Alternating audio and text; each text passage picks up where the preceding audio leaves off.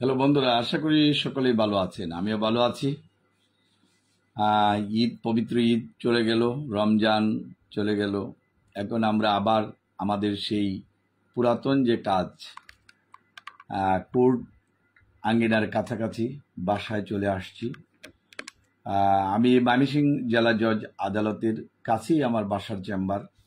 ময়মনসিংহ ল chamber থেকে আজকের এই লাইভটা করছি। আমার ফোন নাম্বার উপরে দেওয়া আছে এবং ঈদের শুভেচ্ছা সকলকে। 01711921416। গ্রামের এবং শহরের অভিজ্ঞতা, তিক্ত অভিজ্ঞতা, ভালো অভিজ্ঞতা নিয়েই কিন্তু আমরা ফিরেছি। আল্লাহ যে কয়দিন হায়াত রাখেন সেই কয়দিন যেন মানুষের জন্য ভালো কাজ করে যেতে পারি।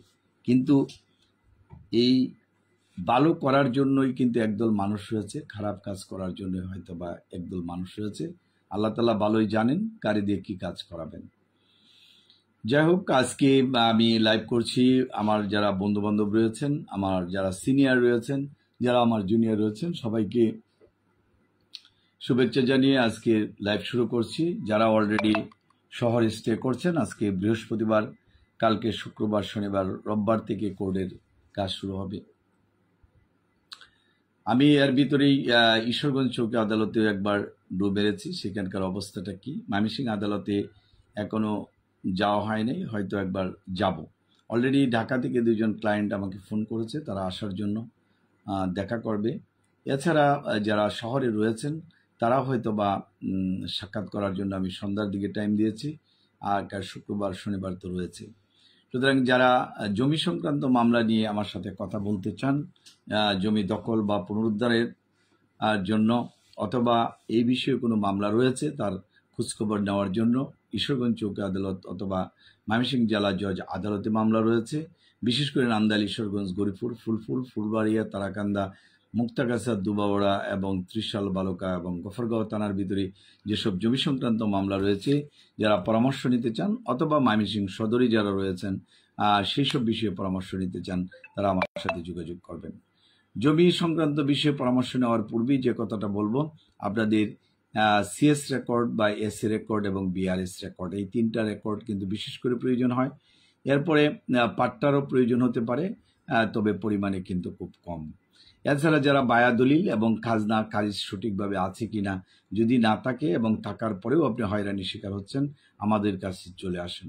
বিশেষ করে নান্দাইল, ঈশ্বরগঞ্জ, গরিপুর, ফুলপুর, ফুলবাড়িয়া, তারাকান্দা এবং দুবাওড়া, হালুয়াঘাট, মুক্তাগাছা, ত্রিশাল, বালুকা এবং গফরগাঁও থানার ভিতরে রয়েছেন, যারা গরিব মানুষ রয়েছেন, শুধু সরকারি ফি দিয়েও আমাদের সাথে মামলা করাতে পারবেন। আমাদের ইনস্টিটিউটের মধ্যে কিছু ভলেন্টিয়ার্স রয়েছে যারা দেরকে দিয়া এবং মানবাধিকার কর্মী রয়েছে যারা এই কাজগুলো করে। যাই হোক, লাইভে আসার উদ্দেশ্য, যদি কেউ লাইভে কোনো প্রশ্ন করেন জমি সংক্রান্ত বিষয় নিয়ে, সেগুলো প্রশ্নের উত্তর দেওয়ার জন্য চেষ্টা করব, অথবা আমার ইনবক্স রয়েছে, হোয়াটসঅ্যাপে আপনি ফোন করতে পারেন, আমাদের সাথে যোগাযোগ করতে পারেন। এবং গ্রাম এবং শহরে জমি সংক্রান্ত যে বিষাক্ততা রয়েছে, সেগুলো আমাদের সবারই কিন্তু নখদর্পণ না থাকলেও যারা এই পেশার সাথে জড়িত আছেন এবং যারা জমি ক্রয় বিক্রয় করতে যাচ্ছেন তারা জানেন। আপনি যেখানে খাজনা জমা দিতে যাবেন সেখানেও ঘুষ দিতে হয়, যেখানে আপনার জমি দলিল করতে যাবেন সেখানেও ঘুষ দিতে হয়। প্রত্যেকটা জায়গাতে কিন্তু সেই টক্সিসিটি রয়েছে। এছাড়া চাচার সাথে, ভাইয়ের সাথে, পাড়া প্রতিবেশী প্রত্যেকটাই কিন্তু দ্বন্দ্বের সাথে জড়িত। আমার এই বয়সে দাঁড়িয়ে আমি দেখি, ছোটবেলাও দেখেছি, এখন যেহেতু আমি আইন পেশার আসার পরেও দেখেছি, আর নিত্য নতুন অভিজ্ঞতা হচ্ছে। মানুষ কিভাবে যে করাপ্টেড হতে পারে, এদের জন্য এত কিছু কিন্তু বোঝানো হচ্ছে। মসজিদ, মন্দির বা বিভিন্ন প্রার্থনা ঘরেও কিন্তু বোঝানো হচ্ছে। সমাজে সামাজিকভাবে যারা সুপ্রতিষ্ঠিত, বোঝানোর জন্য চেষ্টা করা, কিন্তু কে মানছে কার কথা? আপন ভাইয়ের সাথে গন্ডগোল, আপন বোনের সাথে, আপন ফুফু, আপন মামা, আপন দাদা, সবার সাথে কিন্তু গন্ডগোল। তারপরেও আমরা সুখে আছি। সেই সুখটা কি?